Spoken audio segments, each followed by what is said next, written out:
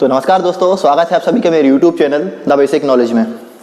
आज मैं आपको एक ऐसी प्रश्न श्रृंखला लेके आया हूं जो आपको शारीरिक शिक्षा में अति महत्वपूर्ण साबित होंगे। आज मैं इस वीडियो के माध्यम से आपको पढ़ाने वाला हूं शारीरिक शिक्षा के स्पेशल फॉर स्पोर्ट टीचर के लिए, जो अभी एमपी में स्पोर्ट टीचर वर्ग 2 और वर्ग 3 की जॉब जो निकली है उसमें स्पोर्ट टीचर की वैकेंसी है, उसके लिए प्रश्न अति उपयोगी साबित होंगे। इसके अलावा केवीएस, एनवीएस, टीजीटी, नेट और सेट के प्रैक्टिस सेट में भी इस प्रकार के क्वेश्चन आपको देखने को मिलते हैं। तो वीडियो में ज़रा देरी ना करते हुए वीडियो को शुरू करते हैं। यदि आपने मेरा चैनल सब्सक्राइब ना किया हो तो प्लीज़ सब्सक्राइब कर लें, क्योंकि ऐसी आने वाली वीडियो आपको हमारे चैनल पर मिलती रहेंगी। और बेल आइकन को भी प्रेस कर दें और हाँ, शेयर करना ना भूलें, क्योंकि आपके साथ आपके जो साथी होंगे वो भी शिक्षक की, अतिथि शिक्षक या शारीरिक शिक्षा की तैयारी कर रहे होंगे, उनके लिए भी यह वीडियो अति महत्वपूर्ण साबित होगी। तो आप शेयर उनको जरूर करें ताकि उनको भी इसकी जानकारी हो। चलो वीडियो को शुरू करते हैं। तो हमारा पहला क्वेश्चन जो है, शीतकालीन 24वें शीतकालीन ओलंपिक खेल किस शहर में आयोजित किए जाने हैं? 24वें शीतकालीन जो ओलंपिक खेल होने हैं वह किस शहर में होंगे? पेरिस, बीजिंग, भारत या लॉस एंजलिस? तो इसका जो हमारा आंसर होगा बीजिंग। क्या है इसका? हमारा आंसर होगा बीजिंग। अगले क्वेश्चन की बात करें। अगला क्वेश्चन है, खेल मनोविज्ञान के पितामह कौन कहे जाते हैं? खेल मनोविज्ञान के पितामह किसे कहा जाता है? तो इसका ऑप्शन है विलियम्स वुड, दूसरा है सिगमंड फ्रेड, तीसरा है कोलेमन ग्रिफिन और चौथा रेमंड। तो इसका जो आंसर होगा कोलेमन ग्रिफिन। तीसरा, खेल मनोविज्ञान के पितामह कौन कहे जाते हैं? कोलेमन ग्रिफिन। अगला क्वेश्चन, व्यक्ति द्वारा वहन श्वसन क्रिया में निकलने वायु में CO2 कार्बन डाइऑक्साइड की मात्रा कितनी होती है? इसका हमें आंसर देना है। तो ऑप्शन जो हमारे हैं, ऑप्शन है हमारे 5.5%, 4.6%, 4.54% और 4.3%। तो इसका जो हमारा आंसर होगा, जो हम सांस लेते हैं तो उसमें हमारी कार्बन डाइऑक्साइड जो एक बार में कितने % बाहर निकलती है? तो इसका जो हमारा आंसर होगा 4.4%। चलिए अगले क्वेश्चन की बात करते हैं। तो अगला क्वेश्चन हमारा है, प्लूमिनरी वेंस कितनी फुसफुसिया सिरा या कितनी प्लूमिनरी वेंस हृदय के बाएं अलिंद में प्रवेश करती हैं? किसके? हृदय के बाएं अलिंद में प्रवेश करती हैं। 2, 4, 3 या 6? आप ऑप्शन बताइए। 2, 4, 3 या 6? तो इसका जो हमारा आंसर होगा वह है 4। कितनी प्रवेश करती हैं? हृदय के बाएं अलिंद में कितनी प्रवेश करती हैं? 4। चलिए नेक्स्ट क्वेश्चन की बात करते हैं। तो नेक्स्ट क्वेश्चन है हमारा, फोर्स के बराबर क्या होता है? देखिए आपने F इक्वल टू क्वेश्चन पूछा है, F इक्वल टू क्या होता है? इसके स्थान पर इनटू या भागित क्या होता है? तो हमारा ऑप्शन जो है, पहला द्रव्यमान गुणित त्वरण, दूसरा चाल गुणित दूरी, तीसरा द्रव्यमान भागित त्वरण या चौथा त्वरण द्रव्यमान। क्या होता है इसका आंसर? तो हमें जो इसका आंसर देना है, तो फोर्स का जो सूत्र होता है, force equal to A into M। तो हमारा जो होगा द्रव्यमान गुणित त्वरण, इसका जो पहला ऑप्शन है वह हमारा सही होगा। चलिए अगले क्वेश्चन की बात करते हैं। तो अगला क्वेश्चन जो हमारा है, राष्ट्रीय हॉकी टीम के कप्तान का नाम, राष्ट्रीय हॉकी टीम के कप्तान का नाम जिन्होंने कब 1928 में एम्स्टर्डम में पहला ओलंपिक गोल्ड प्राप्त किया था। पहला ओलंपिक गोल्ड मेडल जो है प्राप्त किया था, किन्होंने किया था? तो हमारे जो ऑप्शन है, पहला है किशनलाल, दूसरा है जयपाल सिंह, तीसरा है लोबे खान और इसका चौथा है जो ध्यानचंद। कब पूछा है? 1928 में एम्स्टर्डम पहला ओलंपिक गोल्ड मेडल प्राप्त किसने किया था? तो इसका जो हमारा आंसर होगा वो होगा जयपाल सिंह। चलिए अगले क्वेश्चन की बात करते हैं। तो अगला क्वेश्चन हमारा है, मौलाना अबुल कलाम, आप सभी ने इनका नाम सुना होगा। मौलाना अबुल कलाम हमारे देश के प्रथम जो शिक्षा मंत्री रहे हैं। मौलाना अबुल कलाम ट्रॉफी के विजेता को कितनी राशि पुरस्कार दिया गया है या पुरस्कार में कितनी राशि दी जाती है? तो हमारे ऑप्शन जो हैं, 5 लाख का नगद पुरस्कार, 8 लाख का, 10 लाख का या 15 लाख का। देखिए ये किस क्षेत्र में दिया जाता है? ये खेल के क्षेत्र में दिया जाता है तो मौलाना अबुल कलाम ट्रॉफी जो है, इसमें जो विजेता की राशि है कितनी है? इसका हमारा आंसर होगा 15 लाख का नगद पुरस्कार। जी हाँ, विजेता को जो है 15 लाख का नगद पुरस्कार दिया जाता है। चलिए हम इसी वीडियो में आगे क्वेश्चन देखते हैं। प्रथम कशेरुका को कहते हैं क्वेश्चन मार्क, तो क्या कहते हैं? अक्ष कहते हैं, मेरुज्जु कहते हैं, एटलस कहते हैं या पशुरक कहते हैं। तो इसका जो हमारा आंसर होगा एटलस। क्या कहते हैं? प्रथम कशेरुका को क्या कहते हैं? एटलस। तीसरा है हमारा ये सही आंसर होगा। देखिए परीक्षा में सिर पकड़ के बैठने से अच्छा है अभी सिर पकड़ के बैठ जाओ, ये क्वेश्चन को ध्यान से सुनो, इसके आंसर आपको याद हो जाएंगे। चलिए अगला क्वेश्चन देखते हैं। तो अगला क्वेश्चन है नॉकआउट टूर्नामेंट में अर्थ में, नीचे के अर्थ में कितनी बाई दी जाए जब हमारी क्या हो? 11 टीमें हो। जब हमारे पास 11 टीमें हो तो नीचे के अर्थ में कितने टीमों को बाय दिया जाए? जो है पहला है 2, 3, 1 या 4। देखिए इसका एक सूत्र होता है एनबी निकालने का। तो सबसे पहले हमें एनबी निकालना होगा। एनबी कैसे निकालेंगे? हमारी कितनी टीमें हैं? 11। अब हमें 2 का स्क्वायर देखना है कि 2 का स्क्वायर कितने 11 की संख्या के ऊपर आता है। तो 2 के ऊपर 4 का मतलब हमारा आएगा 16। तो 16 में से हम 11 को माइनस कर देंगे तो कितना आएगा हमारे पास? 5। अब एनबी हमारा क्या हो गया? 5, जो कहलाता है एनबी। अब हमें एनबी में से निकालना है कि कितनी टीमें को बाय दिया जाएगा।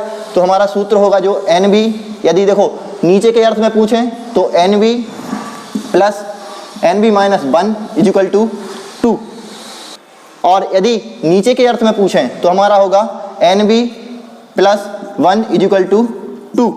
हम 2 से भाग करेंगे, और यदि ऊपर के भी पूछें तो -1 करके 2 से भाग करेंगे। तो हमारा एनबी क्या है? 5। हम एनबी की जगह पे 5 रख देते हैं, 1/2, ये हो जाएंगे 6 - 2। हमारा आंसर क्या रहेगा? 3। हम 3 जो टीमें हैं उनको नॉकआउट या बाई दिया जाएगा। तो इसका जो आंसर होगा हमारा 3 होगा। देखिए आपको ये सूत्र अच्छे से समझ में आ गया होगा। पहले हमें क्या निकालना है? टोटल टीमें जितनी हैं उनमें से हमें एनबी निकालना है, और फिर एनबी के आधार पर यदि ऊपर का पूछें तो माइनस करना है और नीचे का पूछें तो प्लस करना है। इससे हमारा जो है 22 टीमें निकल आएंगी। चलिए अगले क्वेश्चन की बात करते हैं। तो अगला क्वेश्चन है पेशीय विज्ञान का जनक किसे कहते हैं? पेशीय विज्ञान का जनक किसे कहते हैं? पहला ऑप्शन है आर्किमिडीज, दूसरा है न्यूटन, तीसरा है अरस्तु और चौथा है गैलन। तो इसका जो हमारा आंसर होगा, जो पेशीय विज्ञान है इसके जनक जो किसे कहा जाता है? अरस्तु को। आपने इनका नाम जरूर सुना होगा। इसका जो आंसर होगा अरस्तु। चलिए अगले क्वेश्चन की बात करते हैं। अगला क्वेश्चन है lady Ratan Tata cup. Lady Ratan Tata cup प्रतियोगिता किस खेल से संबंधित है? तो इसका जो हमारा आंसर होगा, लेडी रतन टाटा कप को याद किस सिर्फ कर लें कि अधिकतर आपने देखा होगा इन 3 नामों में से, बास्केटबॉल, खो खो या क्रिकेट। ये अधिकतर हम लड़कों के देखते हैं।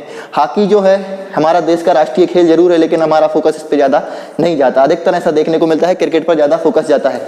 लेकिन इसका जो आंसर होगा, लेडी रतन टाटा कप जो है प्रतियोगिता हॉकी से संबंधित है। हॉकी का ये प्रतियोगिता कराई जाती है, उसका नाम जो है लेडी रतन टाटा कप। चलिए अगला क्वेश्चन हम देखते हैं। अगला क्वेश्चन है हमारी यूएस ओपन 2022। यूएस ओपन 2022 पुरुष एकल का खिताब किसने जीता? देखिए यूएस ओपन 2022 पुरुष एकल का खिताब जो किसने जीता? कार्लोस अल्कारेज ने, निक क्रियोजन्स ने, या रोजर फेडरर ने, या डेनियल मेवेदेव ने। तो इसका जो हमारा आंसर होगा, ये है हमारा आंसर पहला, कार्लोस अल्कारेज। ये कहाँ के रहने वाले हैं? ये हैं स्पेन के। इन्होंने क्या जीता है? यूएस ओपन 2022 का पुरुष एकल का खिताब किसने जीता है? कार्लोस अल्कारेज ने, जो कहाँ के रहने वाले हैं? स्पेन के। चलिए अगला क्वेश्चन हम देख लेते हैं। तो अगला क्वेश्चन जो हमारा है, तहरी कूद ट्रिपल जंप आपने नाम सुना होगा, टूर्नामेंट में अधिकतर एथलीट्स में देखने को मिलता है।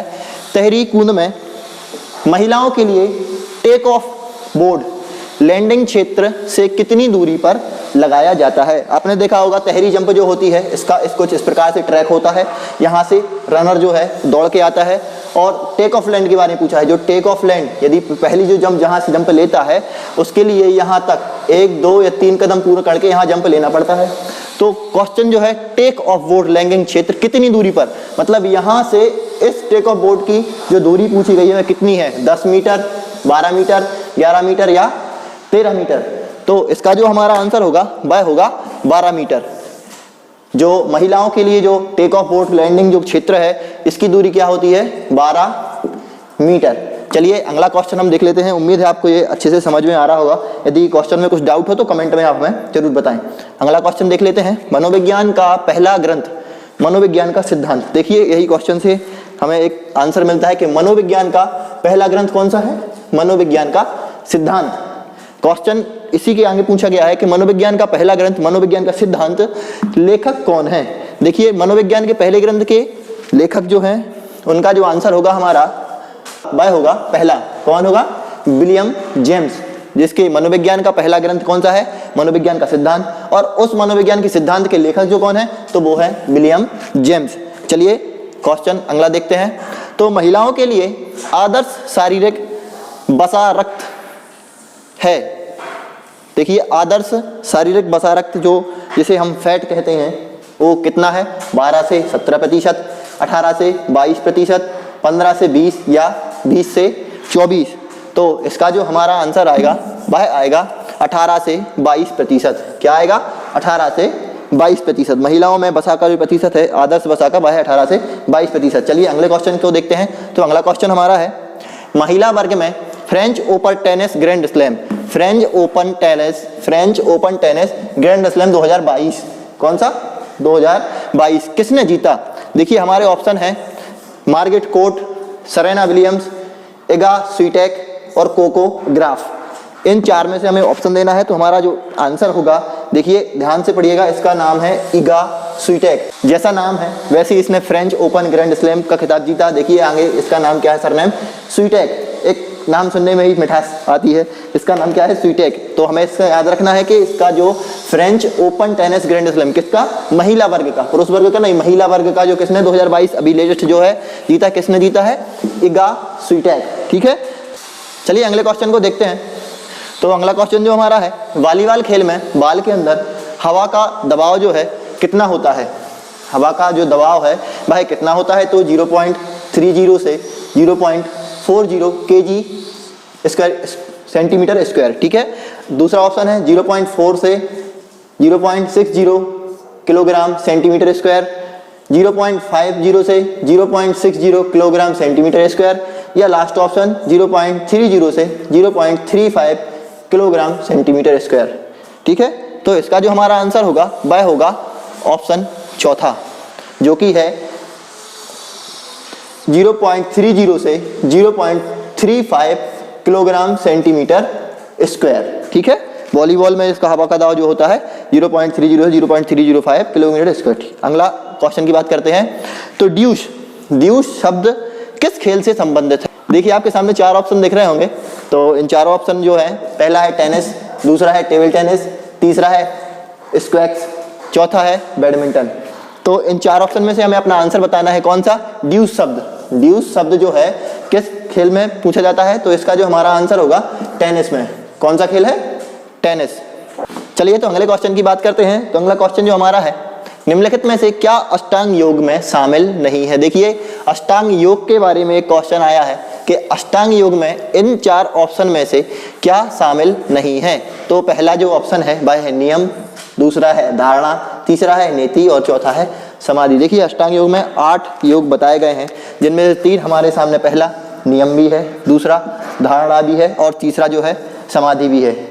इन 3 ऑप्शन यदि हमारे हैं तो हमारा जो आंसर इसका होगा वह है नीति, क्योंकि ऑप्शन में पूछा है कि अष्टांग योग में कौन शामिल नहीं है, तो हमारा आंसर होगा नीति।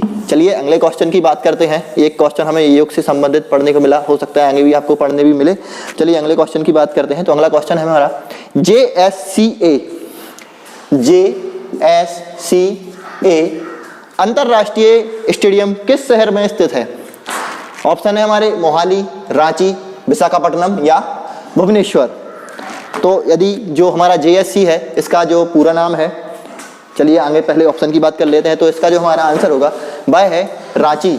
कहाँ है, JSCA अंतरराष्ट्रीय स्टेडियम किस शहर में है, तो वो है हमारा इसका आंसर रांची। चलिए जो झारखंड का जो स्टेडियम है, झारखंड, इसका आंसर है झारखंड स्टेट क्रिकेट एसोसिएशन। इस स्टेडियम का जो पूरा नाम है झारखंड स्टेट क्रिकेट एसोसिएशन अंतरराष्ट्रीय स्टेडियम किस शहर में है, तो वो है रांची में। ये था हमारा लास्ट क्वेश्चन आज का। तो यदि आप चैनल पे नए हो तो हमारे चैनल को सब्सक्राइब जरूर कर दें। और हाँ, वीडियो में यदि कुछ ऐसा लगा हो तो आगे आपको समझ में आए तो हम उस प्रकार के क्वेश्चन आपको कर सकते हैं। आप कमेंट बॉक्स में जरूर लिख देंगे आगे किस प्रकार के क्वेश्चन योग से संबंधित, करंट अफेयर से संबंधित या कुछ खेल से संबंधित क्वेश्चन आपको ऐसे लेके आए तो आप कमेंट में कमेंट जरूर कर सकते हैं। और हाँ, चैनल को सब्सक्राइब जरूर कर दें। और हाँ, शेयर करना ना भूलें, क्योंकि आपके जो साथी हैं उनके पास भी ये वीडियो को पहुँचना चाहिए, तो शेयर करना ना भूलिए। तो वीडियो में इतना ही, धन्यवाद।